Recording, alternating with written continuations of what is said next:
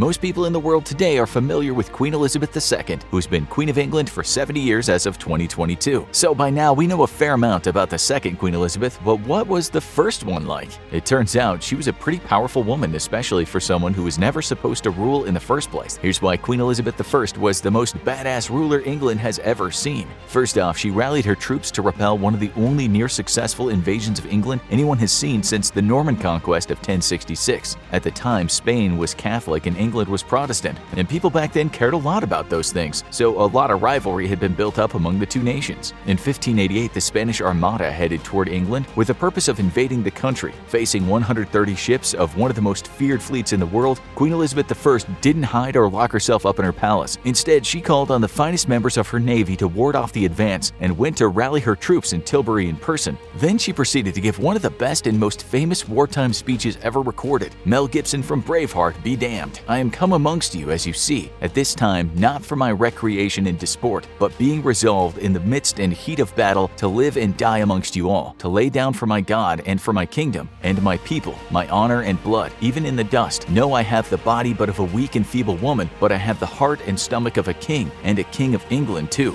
Second, before ever getting near the throne, Elizabeth survived 2 months in the infamous Tower of London at the tender young age of 21. In March of 1554, her older half-sister Mary locked her up after a failed rebellion against Mary's rule. She felt Princess Elizabeth's mere presence and position as a devout Protestant, Mary was a Catholic, threatened her reign. For 2 months, the princess was held in the same cells in which her mom, Anne Boleyn, was imprisoned, before eventually being executed when Elizabeth was just 2 years old. Though Mary eventually decided not to condemn Elizabeth to death, how generous, spending time locked up where her mother's last days had been spent, wondering if she'd be executed or not, must have been akin to psychological torture for the young princess. On May 19, 1554, the anniversary of her mother's execution, Elizabeth was released into house arrest. This imprisonment highlights another way in which Elizabeth beat the odds. The woman we now know as Queen Elizabeth I was never supposed to ascend to the throne in the first place. After Anne Boleyn was beheaded thanks to King Henry VIII not understanding what a healthy breakup looks like, her daughter Elizabeth fell out of favor in the royal court. Elizabeth also had an older sister, Mary I, born to Catherine of Aragon, and a younger brother, Edward VI,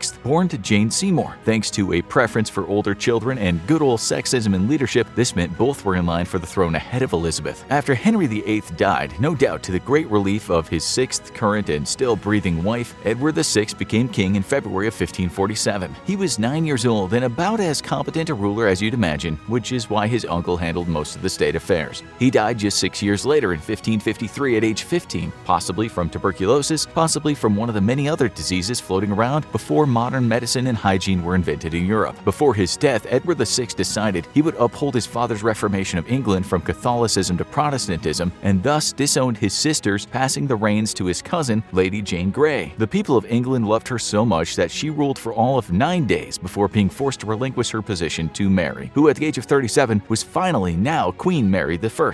She made it her priority to reverse the Reformation and bring back Catholicism. Queen Mary then proceeded to set a great spiritual example by beheading the aforementioned Jane Grey and burning over 280 religious dissenters, giving her that loving nickname Bloody Mary. Her Lord and Savior thanked her for all her work by ensuring she died of yet another unknown illness 5 years later at the age of 42. On November 17, 1558, with everyone in line before her now dead due to disease or decapitation, Elizabeth I finally became queen at the ripe old age of 25. Her reign would signal a marked shift toward business as usual in England. People were tired of the old tug-of-war between Protestant and Catholic leaders, tired of the never-ending changing of the guard. Though Elizabeth was a Protestant, she was in most cases more moderate, tolerating Catholics as long as they accepted her as queen. Elizabeth also oversaw one of the most prosperous eras of England, during which the arts and literature flourished. This should come as no surprise since she was one of the most educated and intelligent women of her time. After being taught history, philosophy, and rhetoric in her younger years, Queen Elizabeth I also became fluent in 6 languages other than English: Latin, French, Greek, Spanish, Italian, and Welsh. However, she wasn't some kind of homebound nerd. In fact, Elizabeth was a skilled hunter and horsewoman. In addition, her court was known for dancing and partying the whole night long, while Elizabeth herself entertained many suitors throughout her life. Since it's apparent that Elizabeth was quite a catch and men were flocking around her, some male royals must have snapped her up at some point, right? Wrong. and that was 100% Elizabeth's choice. See, Elizabeth had grown up with an understandably horrible idea of what marriage did for royals. Her father broke with the Catholic Church and caused a major schism in England thanks to his marriages, while her sister Mary was hated by Protestants, partly thanks to her wedding to the staunchly Catholic King Philip II of Spain, but also because she was awful, let's be real. Furthermore, Elizabeth knew that plenty of people still doubted her ability as a woman to rule, and some of them would push for any potential husband of hers to take over more leadership responsibilities. But as a true badass who knows her worth, Queen Elizabeth also knew that there were few, if any, men who would do nearly as good a job as her on the throne. So she decided to sidestep this tricky issue and any potential domestic and foreign complications marriage might cause by rejecting marriage entirely. This allowed her to retain total power, and honestly, England was probably better for it. Still, she enjoyed many suitors and flirtations throughout the years, though she engaged in most of them for political ends. Elizabeth knew her country was weaker than some of her neighbors, and alliances were important. She tempted many royals of other countries, from Swedish kings to Austrian archdukes, with the possibility of marriage in order to keep their countries closely aligned. One time, she strung along Francois, Duke of Anjou, for a full decade before rejecting him, which must have been incredibly embarrassing when he discovered the court gossip was all about what a doormat he was. Her single status led her to dubbing herself the Virgin Queen, though given her close intimate relationships with many suitors over the years and even decades, historians believe her virginal status was more,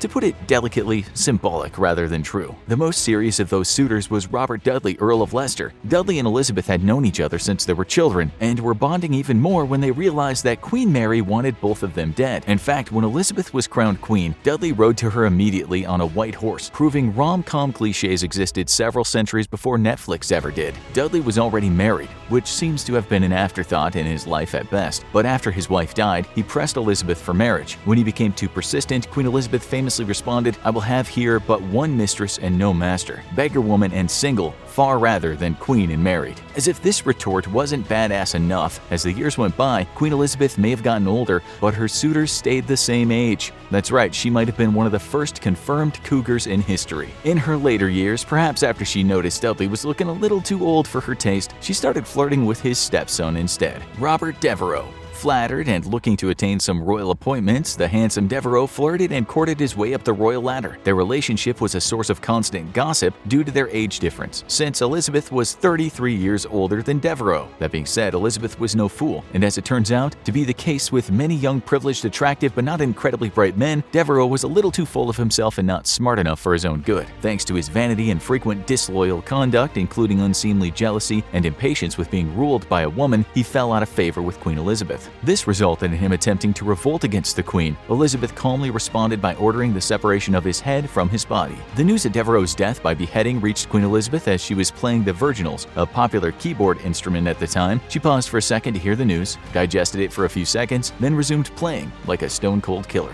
England's propensity during her reign shows that she might have made the right choice to rule the country alone. Thanks to the peace Queen Elizabeth brought to England, the arts and literature flourished during her years on the throne. She created a literacy court and surrounded herself with poets. Literary giants like William Shakespeare and poet Edmund Spenser created most of their famous works during this time. England had hardly been a bastion of arts in Europe before this. Queen Elizabeth was the innovator that put her country on the artistic map, with works that have thrived almost 500 years after they were created. While this creativity reigned at home, Queen Elizabeth sought adventure and explorations abroad. The Queen almost single-handedly started England's age of exploration in response to her countrymen's demand for spices, anything to make the English food they faced every day tolerable. After seeing her rival nations, primarily Spain, gain footholds in the New World, Elizabeth knew she needed to join this race between European powers. In 1572, she commissioned Sir Francis Drake to sail to the Americas. Since the Spaniards were already there and conditions were hot and difficult, Drake figured he could just raid Spanish gold and goods from where they were stored in Nombre de Dios, Panama, instead of finding some himself. After all, those goods were stolen from the indigenous population in the first place, so at that point, what did it matter who had stolen from whom? See, depending on who you asked, or even the day of the week, Sir Francis Drake was either a brave explorer or a ruthless pirate. Queen Elizabeth didn't really chastise so much as encourage him on his plunders, as long as they were to the detriment of Spain. As might have been evident when Spain sent dozens of their ships to invade and burn England to the ground, the two countries had issues that the Age of Exploration exacerbated.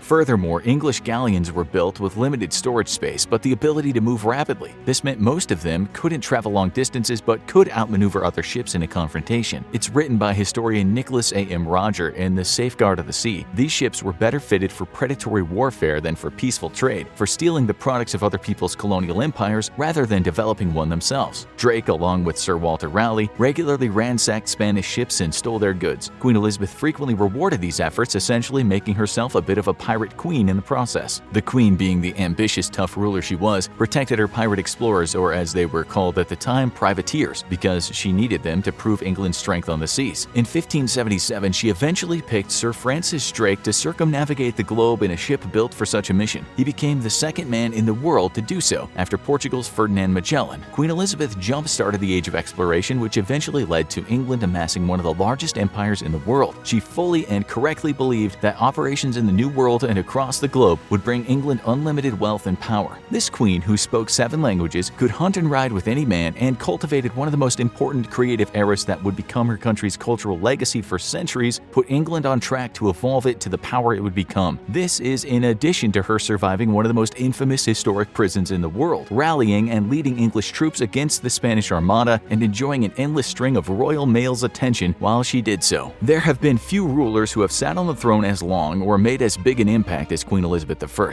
Almost 500 years after her ascension, people all over the world recognize her name and image even today, with movies and books continuing to be made about her life. What's more badass about that? Now that you learned all about Queen Elizabeth I's incredible life, how about checking out another video to give you all the dirt on revered historical figures? Click away.